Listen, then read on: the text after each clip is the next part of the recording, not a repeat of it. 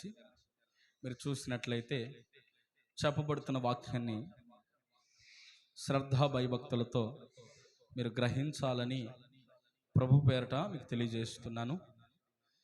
చదువుకుందాం దేవుని వాక్యాన్ని. మనం ఈ పూట కొరింథీయులకు రాసినటువంటి మొదటి పత్రిక చదువుకుందాం. కొరింథీయులకు రాసిన మొదటి పత్రిక 12వ అధ్యాయం 9వ వాక్యాన్ని మనం చదువుకుందాం. మరి ఒకనికి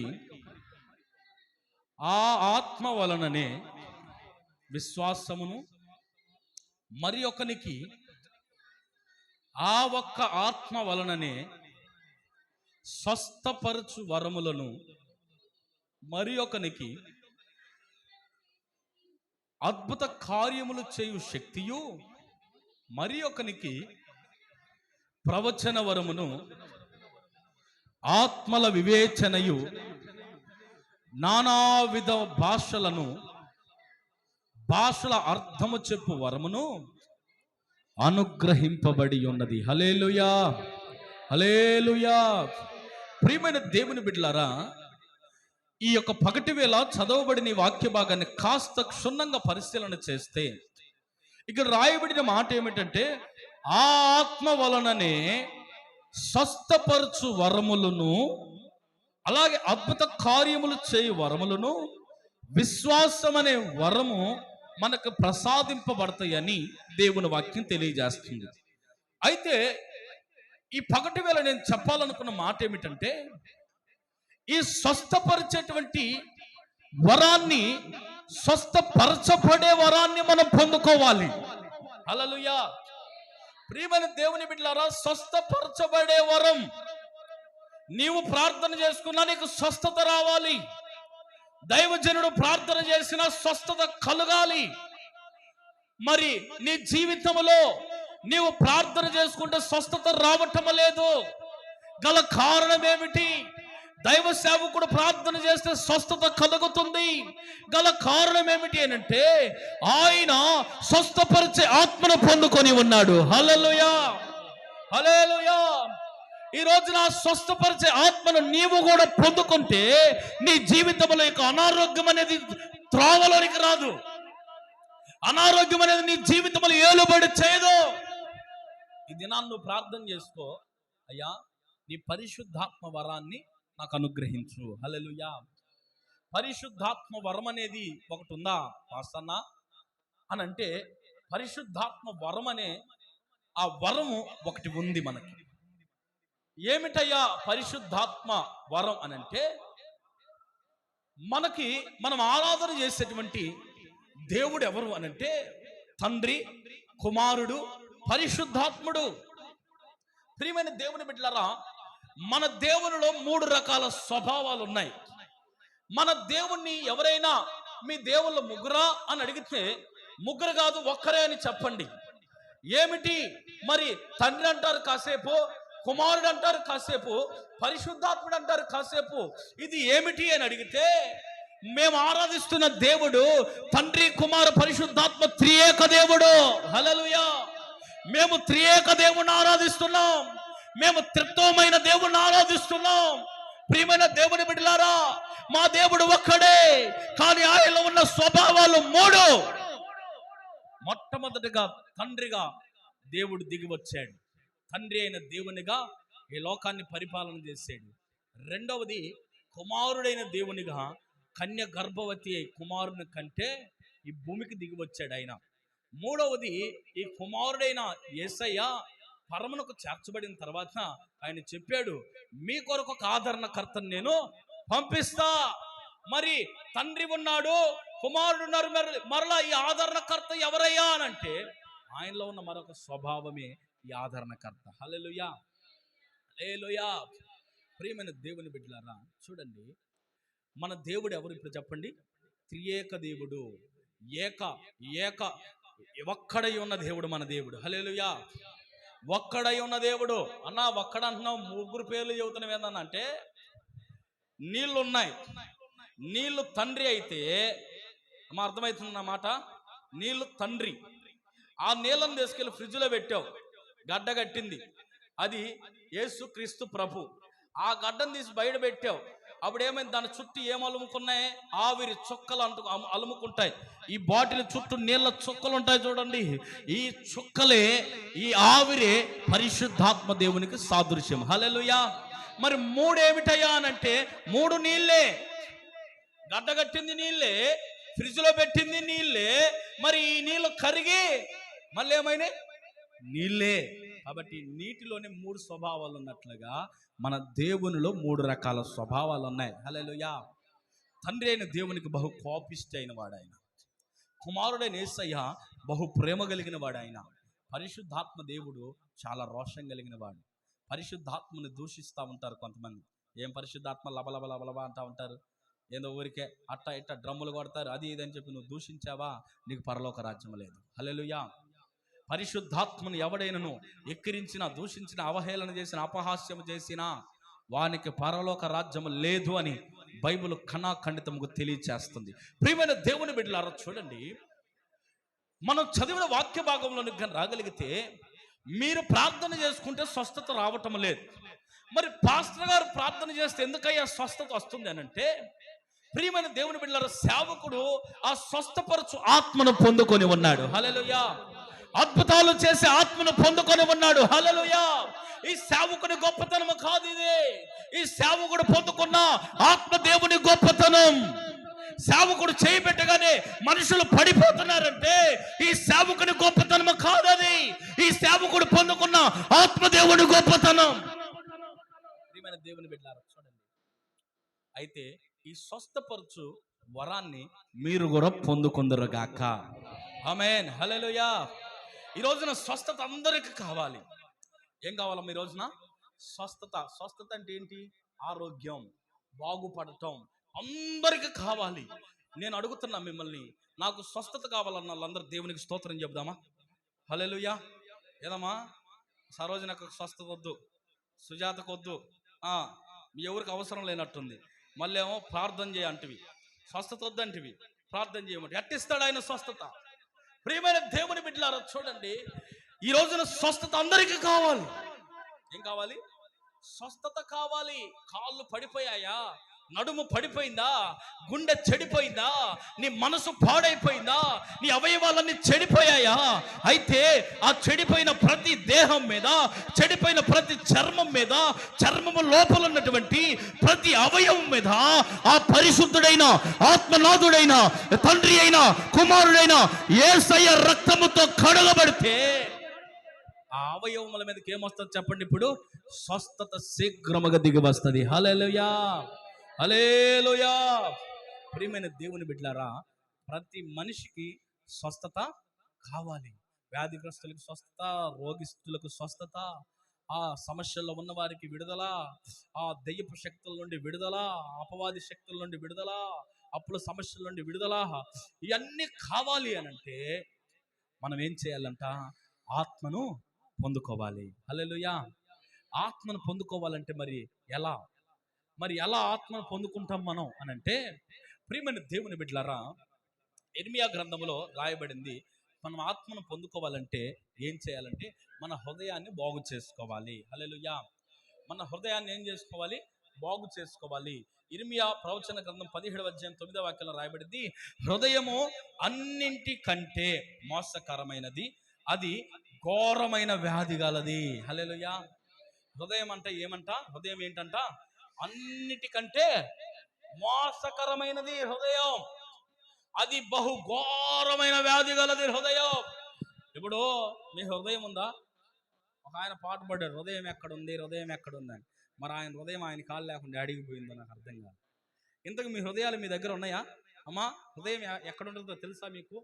ఏ ప్రక్కన ఉంటుందో తెలుసా? ఇంతకీ హృదయము బహు వ్యాధి గలదంట, బహు ఘోరమైన వ్యాధి గలదంట. దానిలో 4 గదులు ఉంటాయి. ఎన్ని గదులు ఉంటాయి హృదయంలో? 4 గదులు ఉంటాయి. 4 గదులు చెడిపోయినవే. ఆ వ్యాధి కలిగిన హృదయంలో భయంకరమైనటువంటి ఘోరం ఉందంట. అయితే ప్రియమైన దేవుని బిడ్డలారా, ఆ ఘోరమైన హృదయాన్ని, ఘోరమైన వ్యాధి కలిగిన హృదయాన్ని మనం శుభ్రం చేసుకోవాలి. హల్లెలూయా. హల్లెలూయా. ఇంతగా హృదయంలో ఏముందయ్యా అంటే, హృదయంలో నుండి 13 రకాల వ్యాధులు బయలుదేరతాయి. హల్లెలూయా. హృదయంలో ఏముందంట? ఈ ఘోరమైన వ్యాధి గల హృదయం, ఇది చాలా మోసకరమైన హృదయం అని బైబిల్ చెప్తుంది. ఈ వ్యాధి కలిగిన హృదయములో ఎన్ని వ్యాధులు ఉన్నాయి బాబా అంటే, మొత్తం వ్యాధుల సంఖ్య 13 వ్యాధులు ఉన్నాయి. ఎన్ని వ్యాధులు ఉన్నాయి అక్క? హృదయంలో ఎన్ని వ్యాధులు ఉన్నాయి చెప్తారా మీరు ఒకసారి? 13 వ్యాధులు ఉన్నాయి. మరి ఇది ఎక్కడి నుండాయా, ఎక్కడుంది రిఫరెన్స్ అంటే, మార్కు సువార్త 7వ అధ్యాయం 21వ వాక్యాన్ని మనం చదువుకుంటే, హృదయములో నుండి 13 రకాల వ్యాధులు కలుగును, వీటిలో ఒక దాని పేరు అని రాయబడుతుంది అక్కడ. మార్కు సువార్త 7వ అధ్యాయం 21వ వాక్యాన్ని మనం చదువుకుందాం. అమ్మా, లోపలి నుండి, మనుషుల హృదయములో నుండి దురాలోచన, జారత్వమును, దొంగతనమును, నరహత్యయు, వ్యభిచారమును, చెడుతనములను, కామ వికారములను, మత్సరమును, దేవదూషణయు, ఆ అహంభావమును, అవివేకమును వచ్చును. హల్లెలూయా. ఒకసారి మీరు గాని వాక్యాన్ని గాని చదివి ఉంటే, తీసి ఉంటే, ఆ వాక్యాలన్నీ మీరు చదవండి. ఆ వ్యాధుల సంఖ్య 13 అని రాయబడుతుంది అక్కడ. హల్లెలూయా. ఆ వ్యాధులన్నీ లెక్క పెట్టండి. హల్లెలూయా. ఆ హృదయంలో ఎన్ని వ్యాధులు వస్తాయంట? 13 రకాల వ్యాధులు. చదువమ్మ మరొకసారి వ్యాధులను. ఆ హృదయము బహు వ్యాధి గలది. దురాలోచన లెక్కబెట్టు. జారత్వమును, దొంగతనము, నరహత్యయు, వ్యభిచారము, చెడుతనము, కామ వికారము, మత్సరము, దేవదూషణయు, అహంభావము, అవివేకము వచ్చును. తర్వాత కుళ్ళు, కుతంత్రత. ఈ చెడ్డవన్నీ లోపల నుండియే బయలు వెళ్ళి మనుషుని అపవిత్రపరచును. హల్లెలూయా. హల్లెలూయా. ఇప్పుడు చెప్పండి ప్రియమైన దేవుని బిడ్డలారా, హృదయంలో ఎన్ని వ్యాధులు ఉన్నాయి? హృదయంలో 13 రకాల వ్యాధులు ఉన్నాయి. హృదయంలో ఈ 13 రకాల వ్యాధులు మనిషిలో నుండి బయలు వెళ్ళి మనిషిని అపవిత్రపరుస్తాయట. ఏం చేస్తాయి? మనిషిని అపవిత్రపరుస్తాయి. ప్రియమైన దేవుని బిడ్డలారా, మనిషి అపవిత్ర ఆత్మను పొందుకొని అతని ఆత్మ అపవిత్రము కావటానికి గల కారణం, తన శరీరం అపవిత్రము కావడానికి గల కారణం ఈ 13 రకాల వ్యాధులే కారణం. హల్లెలూయా. మనిషి హృదయంలో 13 రకాల వ్యాధులు ఉన్నాయి. ఈ 13 రకాల వ్యాధుల వలన మనిషి అపవిత్రుడిగా మార్చబడుతున్నాడు. మనిషి తన పరిశుద్ధతను కోల్పోతున్నాడు. మనిషి తన జీవితంలో పొందుకోవలసిన ఆశీర్వాదాన్ని అతను కోల్పోతున్నాడు. గల కారణం ఏమిటి అనంటే, అతని యొక్క హృదయంలో నుండి బయలు వెళుతున్న ఈ వ్యాధుల యొక్క సమూహమే కారణం. హల్లెలూయా. ఈ వ్యాధులన్నిటిలో నుండి నీవు గాని స్వస్థత పొందితే దేవుడు పరిశుద్ధాత్మని నీ మీదకు దిగవచ్చునగాక. చప్పట్ల కొట్టు ప్రభుని మహిమపడతాం. హల్లెలూయా. హల్లెలూయా. ఈ 13 రకాల వ్యాధులలో నుండి నువ్వేమవ్వాలి? స్వస్థత పొందుకోవాలి. ఆ వ్యాధులలో ఒక వ్యాధిని నేను మీకు జ్ఞాపకం చేసి ఈ కూడికి నేను ముగిస్తాను. ఆ వ్యాధుల్లో ఒక వ్యాధి పేరు ఏంటంటే మత్సరము. హల్లెలూయా. ఆ వ్యాధులలో ఒక వ్యాధి పేరేంటి? మత్సరము. మత్సరం అంటే తెలుసమ్మా మీకు? అక్క, మత్సరం అంటే తెలుసా? మత్సరం అంటే తెలుసా? మత్సరము అనే మాటకి అర్థము చెడు కండ్లు. ఏ కండ్లు? చెడు కండ్లు. చెడు కండ్లు. ఇద్దరు అన్నదమ్ములు ఉంటారా? పెద్దోడికి బండి కొనిచ్చి చిన్నోడికి ఏం కొని లేదనుకో, వాడు ఉరుమురు చూస్తూ ఉంటాడు. వీడి బండి ఎప్పుడు యాక్సిడెంట్ అవ్వాలి, వీడి సత్యాన్న బాగుంది నాకన్నా కొనిస్తారు తర్వాత అని వాడు చెడు చూపులు చూస్తూ ఉంటాడు. తల్లిదండ్రుల పిల్లలకి ఒక ప్రాపర్టీ ఎక్కువ, ఒక ప్రాపర్టీ తక్కువ ఇచ్చారనుకో, ఈ తక్కువ ప్రాపర్టీ పొందినవాడు వాడికి వెళ్ళి ఏం చూస్తాడు? చెడు చూపు చూస్తాడు. ఎవరికైనా అందమైన పిల్లోడు పుట్టాడు అనుకో, అందమైన పిల్లోడు పుడితే కొంతమంది ఏం చేస్తారు తెలుసా? చెడు చూపులు చూస్తారు. నాకు పుట్టలేదు ఇట్టడు మనవుడు, నాకు పుట్టలేదు ఇట్టడు మనవుడు. ఒక అక్క ఉంది, ఆ అక్క అసలు తాకను కూడా తాగదు పాపం. వాళ్ళ మనవల సంగతే చెప్తా ఉంటుంది. ఆమెకి ఎంత చెడు చూపో, తాకదు అబ్బే ఇట్లా అంటుంది. ఏందో మరి ఆమె ఏమక్క ఎత్తుక అంటే అయ్యయ్య వద్దయ్యా, మాకున్నారులే అన్న మన వాళ్ళు ఎత్తుకుంటాం ఇంటికి పోయి అంటే, ఏమి అరిగిపోతాయి నీ చేతులు ఏమన్నా. చెడు చూపు, మత్సరం అంటారు దాన్ని. ఏంటంటే నీ పిల్లల కంటే ఎదుటి వాళ్ళ పిల్లలు బాగున్నారనక అందంగా నీకు చెడు చూపు కలుగుతుంది. నీకంటే ఎదుటి వాళ్ళు ఒక వస్తువు ఎక్కువ కొనుక్కున్నారనుకో, నీకు చెడు చూపు కలుగుతుంది. నీ వ్యాపారం కంటే ఎదుటి వాళ్ళ వ్యాపారం దీవించబడింది అనుకో, నీకేం కలుగుతుంది? చెడు కన్నులు కలుగుతాయి. నీకంటే ఎదుటి వాళ్ళు బాగా ఎదుగుతా ఉన్నారనుకో, నీ కళ్ళ ముందే జీవితాన్ని ప్రారంభించి నీ కళ్ళ ముందే పెళ్లి చేసుకొని పిల్లలను కానీ ఇల్లు కట్టుకొని పొలం కొనుక్కొని స్థలం కొనుక్కొని వ్యాపారంలో ముందుకు వెళుతా ఉంటే వాళ్ళను చూసినప్పుడు కలుగుతుంది ఒక వ్యక్తికి ఏమని? చెడు కన్నులు. దాన్ని ఏమంటారు తెలుసు? మత్సరం అంటారు. అయితే ఈ మత్సరం అనే వ్యాధి నీలో నుండి తొలగిపోవును గాక. ఆమేన్, హల్లెలూయా. ఎదుటి వాళ్ళు దీవించబడతా ఉంటే మనం ఏమనాలంటే, నువ్వు ఇంకా దీవించబడదువు గాక అనాలి. హల్లెలూయా, హల్లెలూయా. నేను అంటాను, ఈ మాట నువ్వు పలుకు. ఒకరోజు నీకు ఆపద వచ్చినప్పుడు, ఒకరోజు నీకు అనారోగ్యం వచ్చినప్పుడు, ఏ వ్యక్తులనైతే నువ్వు దీవించావో, ఏ వ్యక్తులైతే నీ నీ మంచి మాట విని దీవించబడ్డారో, ఆ వ్యక్తులే నిన్ను కరువులో ఆదుకుందరుగాక. ఆ వ్యక్తులే నీ అనారోగ్యములే నీకు సహాయపడుదురుగాక. ఆ వ్యక్తులే నిన్ను బాగు చేదురుగాక. ప్రియమైన దేవుని బిడ్డలారా, ఎదుటి వాళ్ళను చూసి మనం అసూయ పడకూడదు. ఎదుటి వాళ్ళని చూసి ఏం చేయకూడదు? అసూయ పడకూడదు. ఎదుటి వాళ్ళని చూసి మనం ఏం చేయకూడదు? కుళ్ళుకోకూడదు. కుళ్ళు అనేది బహు వ్యాధి, పెద్ద వ్యాధి ఇది. ఈ రోజున ఈ కుళ్ళు వల్ల కుళ్ళిపోతున్నాయి జీవితాలు, కొన్ని జీవితాలు. ఈ కుళ్ళు వల్ల కొన్ని జీవితాల్లో కుళ్ళిపోవటానికి గల కారణం ఏమిటంటే, ఎదుటి వాళ్ళ యొక్క ఆ బాగును చూసి ఓర్చుకోలేకపోవటమే. ప్రియమైన దేవుని బిడ్డలారా, బైబిల్ గ్రంథంలో కూడా అలాంటి వాళ్ళు ఉన్నారు.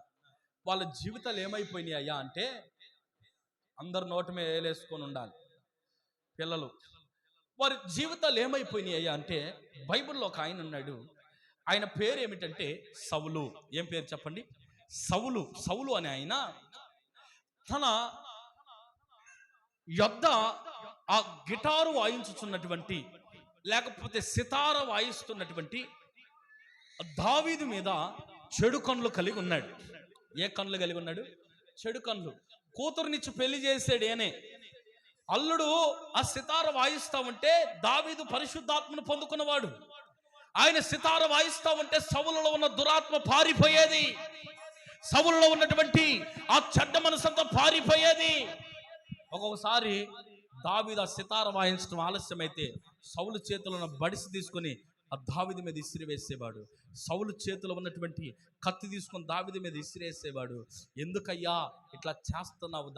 దావీదు మీద నువ్వు ఎందుకు ఇట్లా కక్ష పెట్టుకున్నావంటే, దావీదు నాకంటే ఆశీర్వాదకరంగా ఉన్నాడు, నాకంటే కూడా దీవించబడినటువంటి జాబితాలో ఉన్నాడు కనుక వాని మీద నాకు ఏంటి? మత్సరం. వాడు బాగుపడతాం ఏమాత్రం నాకు ఇష్టం లేదో, వాడు బాగుపడి బట్ట కట్టడం నాకు ఏమాత్రం ఇష్టం లేదో. సౌలా, నీ కూతురునే కదా ఇచ్చావు, నీ అల్లుడే కదా, నీ అల్లుడు బాగు నువ్వు కోరుకోవా అనంటే, అల్లుడు లేదు గిల్లు లేదు. ఎవడండి వాడు అల్లుడు? వాడు ఏ జాతిలో పుట్టాడో, వాడు ఎవరికి పుట్టాడో ఏమో, ఏ గోత్రంలో పుట్టాడో నాకేం తెలుసా? ఏదో వాడి యుద్ధ ప్రావీణ్యతను చూసి, వాడి పనితనాన్ని చూసి, వాడి కత్తి తిప్పడం చూసి, వాడి సితార వాయించడం చూసి వానికి నా కూతురునిచ్చి పెళ్లి చేశాను. అయితే అయినంత మాత్రాన వాడు నాకు అల్లుడైతాడా? వాడంటే నాకు ఇష్టం లేదని అతని మీద చెడు చూపు చూడటం ప్రారంభించాడు. చెడు చూపు ఎప్పుడైతే చూడటం ప్రారంభించాడో అతని మీద ఉన్న పరిశుద్ధాత్మ దేవుడు అతన్ని విడిచిపెట్టి వెళ్ళిపోయాడంట. హల్లెలూయా. అతనిని దేవుడు చెయ్యి విడిచిపెట్టి వెళ్ళిపోయాడు. అతన్ని చెయ్యి విడిచిపెట్టి వెళ్ళిపోయిన తర్వాత అతడు బహు వ్యాధిని అనుభవించవలసి వచ్చింది. అతని రాజ్యాన్ని పతనావస్థ స్థితిలోనికి తీసుకొని పోవలసి వచ్చింది. అతడు ఏ యుద్ధానికి వెళ్ళినా అక్కడ జయము మాత్రం రావటం లేదు, అపజయమే అతనికి వరిస్తా ఉంది. ఏ యొక్క యుద్ధంలో కత్తి తిప్పుదామని వెళ్ళినా అక్కడ కత్తి ఎత్తబోయేసరికి శత్రువు రాజులు వచ్చి ఇతన్ని ఓడిస్తా ఉన్నారు. దేవుడు అతనికి తోడై ఉన్నంత కాలం ఏమైపోయింది తెలుసా? యుద్ధానికి వెళ్ళిన ప్రతి చోట జయము అతన్ని వరిస్తా వచ్చింది. ఎప్పుడైతే ఆ మత్సరం అనేది అతని మనసులోకి వచ్చిందో, సొంత అల్లుణ్ణి కషాయంలాగా కర్కశమైన మనసుతో చూడటం ప్రారంభించాడో, దేవుడు అతను చేయి విడిచిపెట్టాడంట. ఒక అల్లుడినే కాదో, నీ తోటి స్నేహితులను, శ్రేయభిలాషులను, నీకు ఇరుగు పొరుగు వారి పట్ల నువ్వు ప్రవర్తించే ప్రవర్తన ఎలా ఉందో ఒకసారి ఆలోచన చేసుకో. నువ్వు మచ్చర పడుతున్నావా? చెడు కళ్ళు కలిగి బ్రతుకుతున్నావా? వాళ్ళు బాగుపడకూడదని ఎప్పుడు స్మరించి స్మరించి స్మరించి స్మరించి నోటి నిండా వాళ్ళు బాగుపడకూడదు కోరుకుంటున్నావా? దేవుణ్ణి చేయి వదిలేస్తాడు, జాగ్రత్త. నీ చేయి వదిలేస్తాడు, జాగ్రత్త. చేయి వదిలేసిన తర్వాత నువ్వు బాగుపడతాం అసంభవం. నువ్వు బాగుపడి బట్ట కట్టడం అసంభవం. ప్రియమైన దేవుని బిడ్డలారా, దేవుని మాటలు ఆలకించండి. నువ్వు ఎప్పుడైతే చెడు మనసు కలిగి ఉంటావో, చెడు కళ్ళు కలిగి ఉంటావో, ఆ కండ్ల ద్వారా నీకే నష్టం. కొంతమంది కళ్ళు పడకూడదురా అని అంటాను చూడండి. ఆ వ్యక్తుల ప్రవర్తనను బట్టి మనం చెప్తాం. అయితే దేవుని వాక్యం అంటుంది ప్రవర్తనను బట్టి కాదు, నీ కళ్ళను బట్టి చెప్తున్నాడు యేసయ్య. నీవు మత్సరం అనే వ్యాధి నీ కళ్ళల్లో కానీ ఉంటే ఈ యొక్క మధ్యాహ్నం వేళ తీర్మానం చేసుకో, మత్సరం అనే వ్యాధి నా కళ్ళల్లో లేకుండా చేయి ప్రభువా. హల్లెలూయా. మత్సరం అనే వ్యాధి నా కళ్ళల్లో లేకుండా చేయి ప్రభువా. హల్లెలూయా.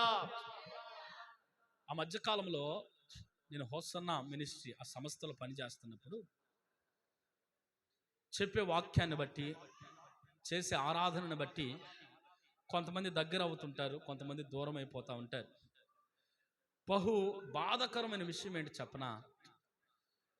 మగవాళ్ళలో నేను చూసింది ఎక్కువగా, ఒక ఫ్యామిలీ వచ్చి నాతో మాట్లాడితే మరొక ఫ్యామిలీ ఓర్చుకోలేదు.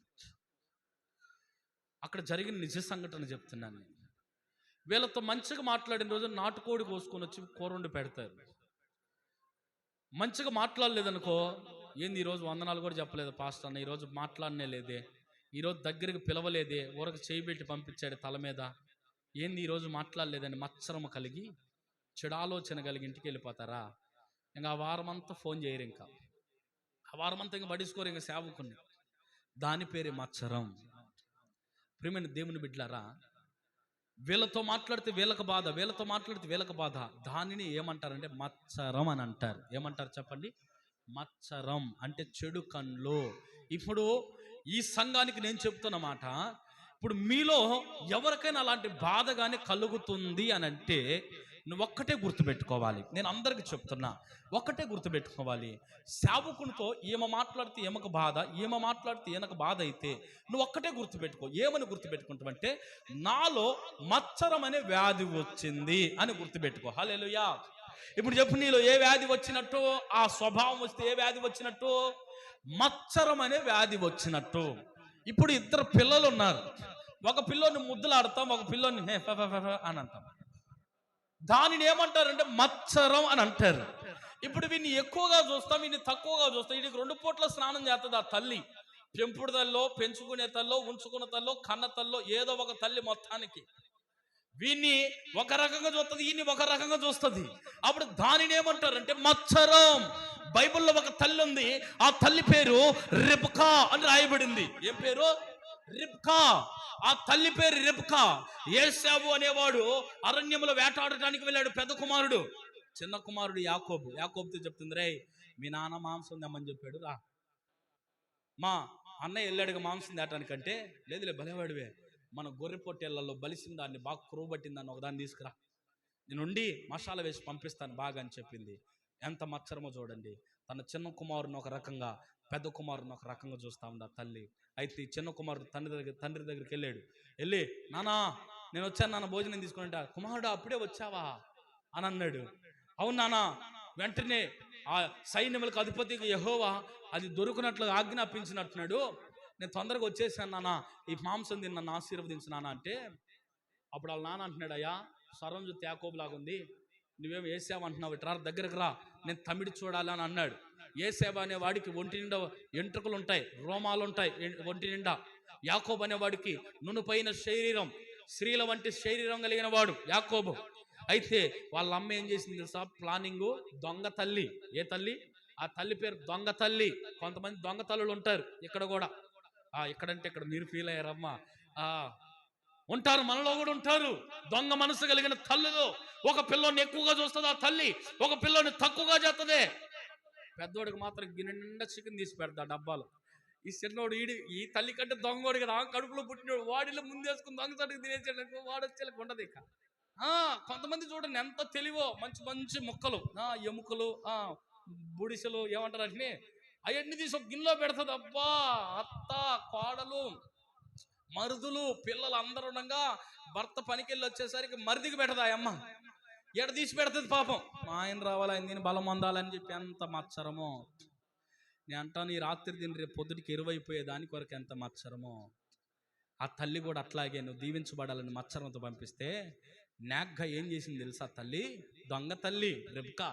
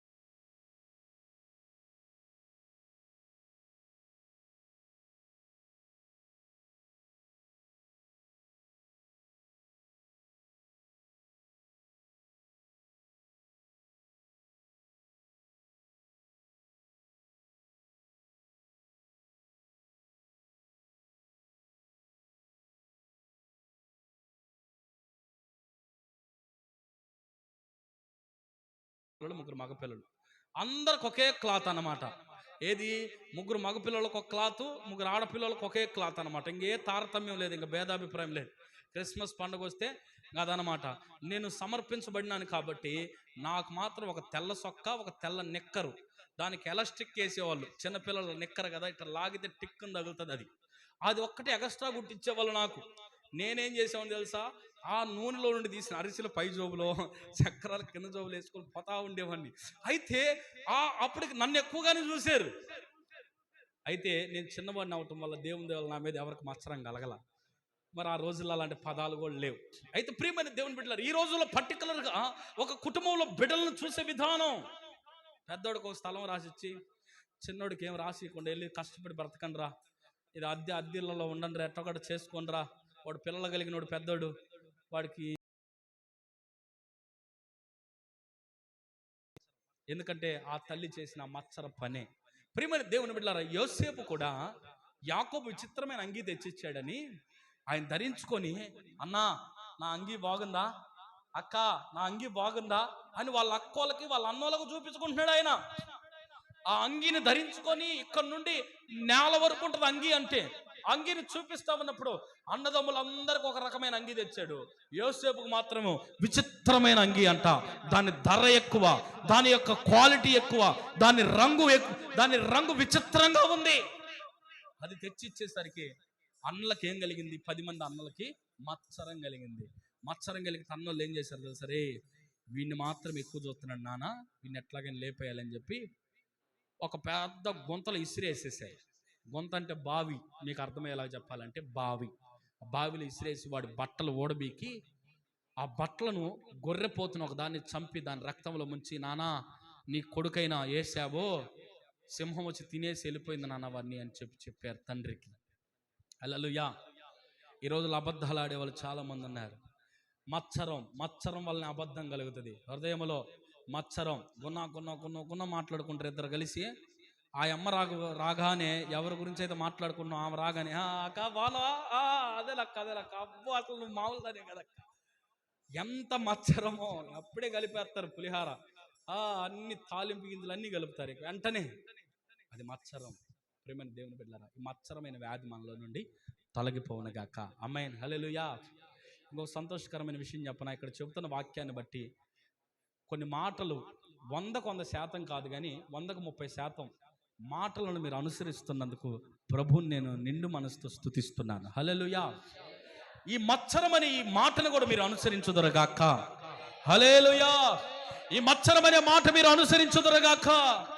ప్రియమైన దేవుని బిడ్డలారా, హృదయం బహు వ్యాధి గలది.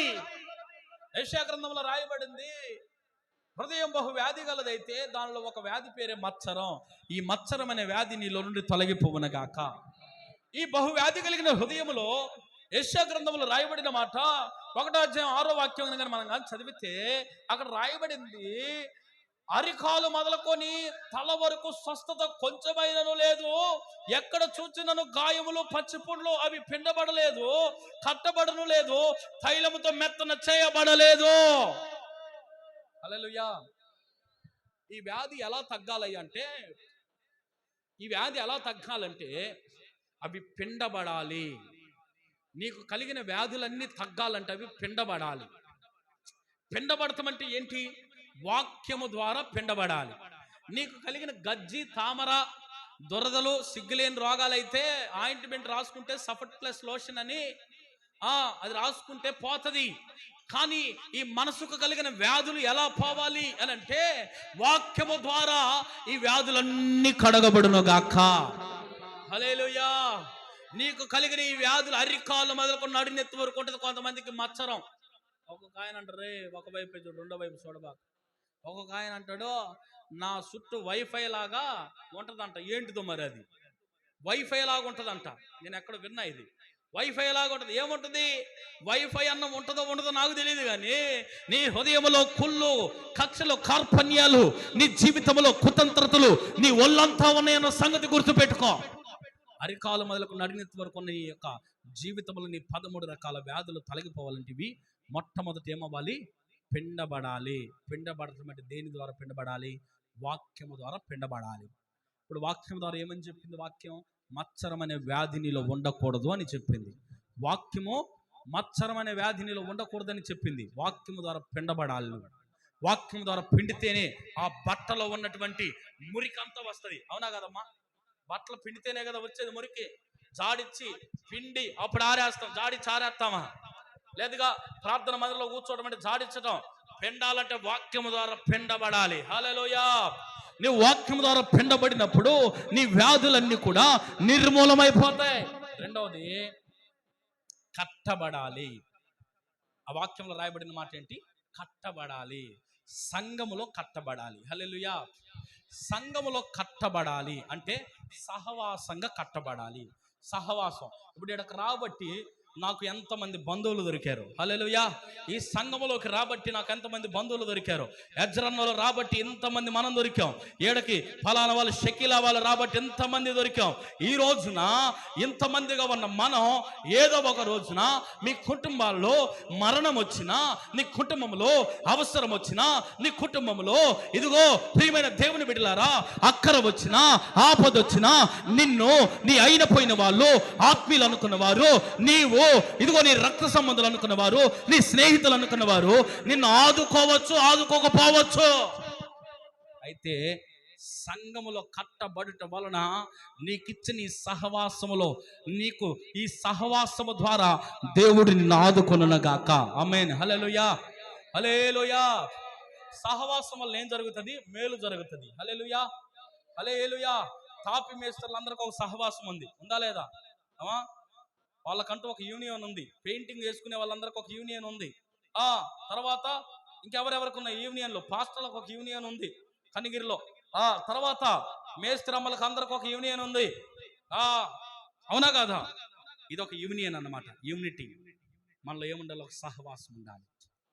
ఆ అమ్మ ఇంటికాడ ప్రార్థన పెట్టుకుంటే దాని దగ్గర నేను బాగులే, అసలు ఆ పిల్ల మొహం నాకు నచ్చదు, అది సహవాస లక్షణం కాదు.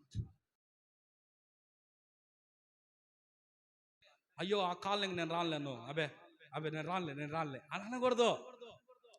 నువ్వు సహవాసం చేస్తే నువ్వు ఆ మాట అనవు. నువ్వు దేవుని సంఘములో కట్టబడాలని కోరుకుంటే, దేవునితో కట్టబడాలని కోరుకుంటే ఓ మాట అనవు. బైబిల్ చెప్తుంది ఆయన నిజమైన ద్రాక్షవల్లి, మనము తీగలము.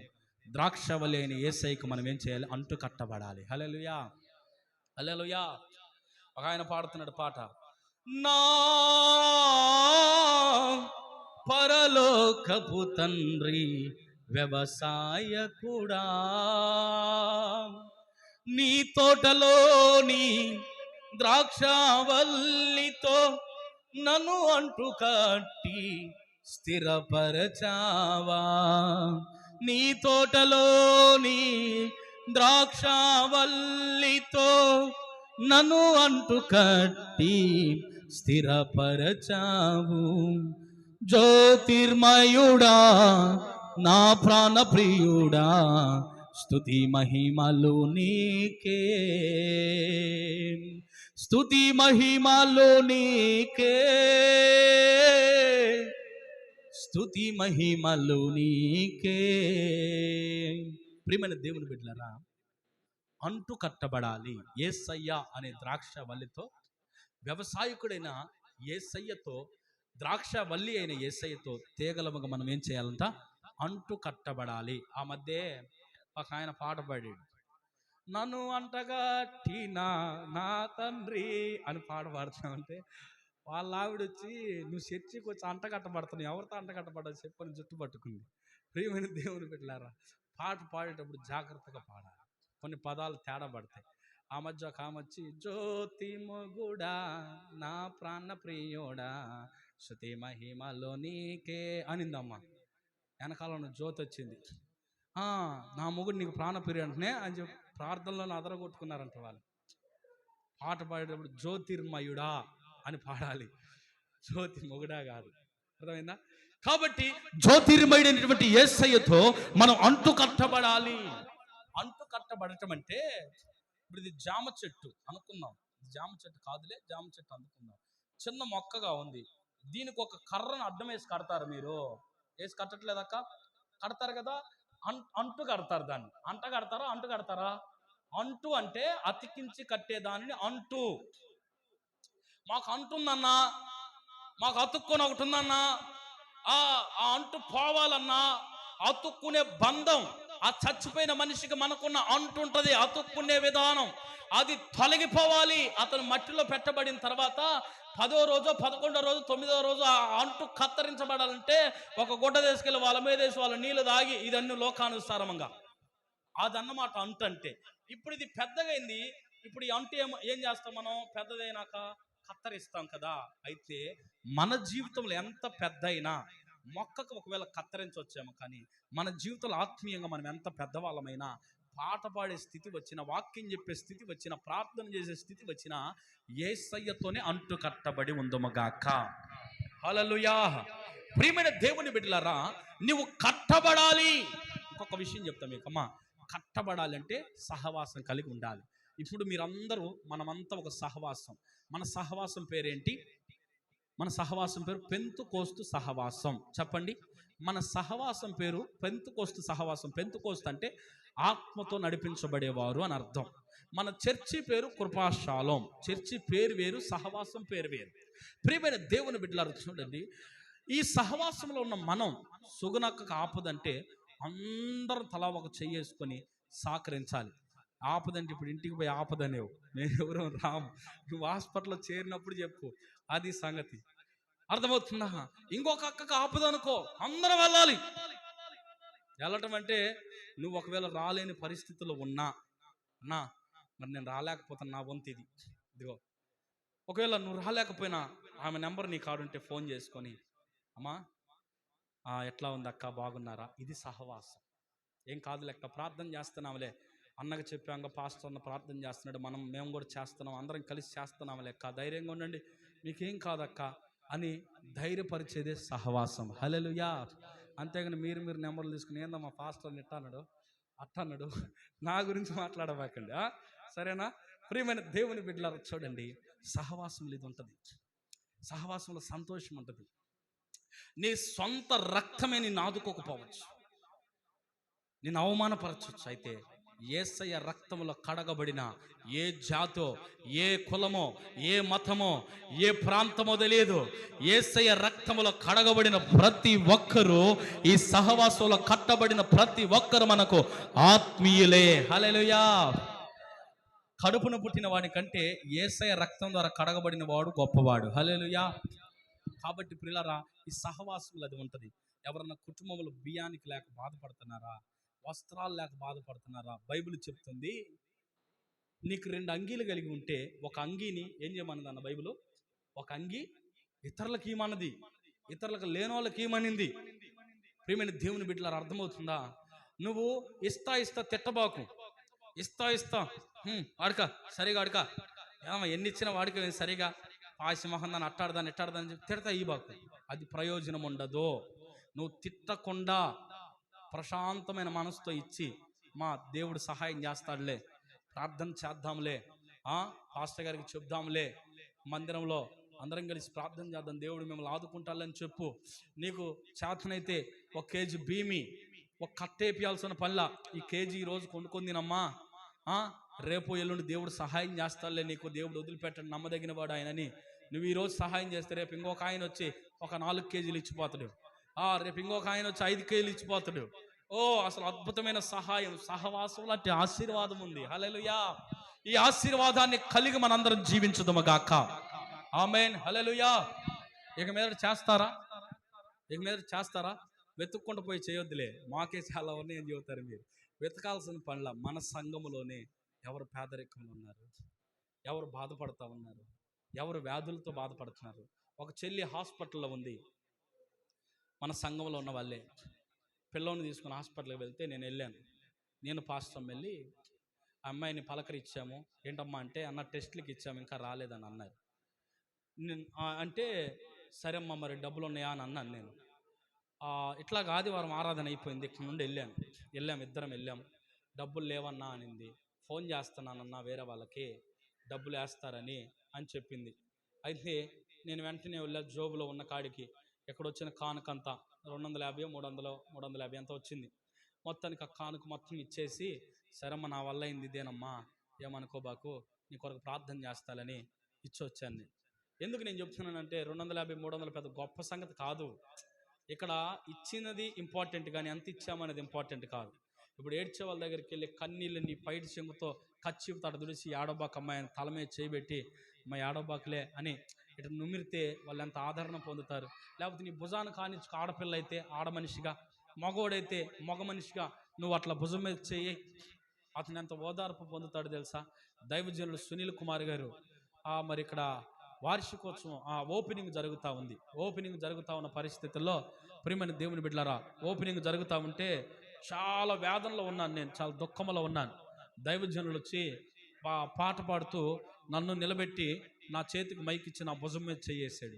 కళ్ళ నిండా నీళ్ళు వచ్చాయి, ఆనందం పొంగుకుంటూ వచ్చింది. హల్లెలూయా, హల్లెలూయా. ప్రియమైన దేవుని బిడ్డలారా, దిగుల్లో ఉన్న వారి మీద భుజం మీద చెయ్యి ఎవరికట్లా ఏం కాదు, దేవుడు ఉన్నాడు, బాగు చేస్తాడని చెప్పి, అది సహవాసంలో ఉన్న ఆశీర్వాదం. అది మూడవది, తైలముతో మెత్తన చేయబడాలి. ఇది ఏ తైలం అంటే పరిశుద్ధాత్మ తైలం. హల్లెలూయా. ఏ తైలంతో మెత్తన చేయబడాలి? పరిశుద్ధాత్మ తైలముతో మెత్తన చేయబడాలి. మనం హాస్పిటల్కి వెళ్తే ఒక ఆయిల్ లాంటిది ఒకటి వేస్తారు, నురుగొచ్చేది. అది ఏం చేస్తుంది, ఎండిపోయిన దాన్ని కూడా మట్టి మస్టు ఇవన్నీ పేరుకుపోయిన దాన్ని కూడా ఆ నురుగొచ్చేదాన్ని వేసి కత్తెరలో దూది పెట్టి దాన్ని తిప్పితే ఏమైపోద్ది అక్క, మెత్తగా అయిపోద్ది. గాయం మెత్తగా అయిపోయిన తర్వాత అప్పుడు ఆయింట్మెంట్ రాస్తారు. అట్లాగే పరిశుద్ధాత్మకు నువ్వు అప్పగించుకుంటే నీలో ఉన్న వ్యాధులన్నీ మెత్తన చేయబడతాయి. పరిశుద్ధాత్ముడైన దేవుడు నీ వ్యాధులన్నిటిని స్వస్థపరచునగాక. ఆమేన్. హల్లెలూయా, హల్లెలూయా. ఇది నా 3 విషయాలు చెప్పాం. ఇదే నా ఎన్ని విషయాలు చెప్పాం? 3 విషయాలు చెప్పాం. ఒకటి ఏమని చెప్పాను? స్వస్థత అందరికీ కావాలి. స్వస్థత ఎవరి వలన కలుగుతుంది? పరిశుద్ధాత్మ దేవుని వలన స్వస్థత కలుగుతుంది. ఈ స్వస్థత మరి ఎవరికి కావాలంటే వ్యాధి కలిగిన వారికి కావాలి. ఏం వ్యాధులు ఉన్నాయి మన హృదయాలలో? వ్యాధి ఎక్కడ కలుగుతుంది అంటే హృదయములో వ్యాధి కలుగుతుంది. ఈ హృదయంలో ఎన్ని వ్యాధులు ఉన్నాయి అంటే 13 రకాల వ్యాధులు ఉన్నాయి. దానిలో మొట్టమొదటిది మత్సరం. హల్లెలూయా. మొట్టమొదటిది మత్సరం, ఈ వ్యాధి తొలగిపోవునగాక. రెండవది వచ్చేసి అరికాలు మొదలకు నడినెత్తి వరకు గాయాలు ఉన్నాయి. అంటే 13 వ్యాధులు అరికాల నుండి నడినెత్తి వరకు ఉన్నాయి. ఈ వ్యాధులన్నీ తొలగిపోవాలంటే 3 విషయాలు చెప్పాను. ఇంకోటి ఏంటంటే వాక్యము ద్వారా నీవు కడగబడాలి. రెండవది వచ్చి సహవాసములో నీవు కట్టబడాలి. మూడవది పరిశుద్ధాత్మని ద్వారా నీ గాయాలన్నీ, నీ వ్యాధులని మెత్తన చేయబడాలి. హల్లెలూయా. వాక్యము, సహవాసము, పరిశుద్ధాత్మ ప్రాముఖ్యం.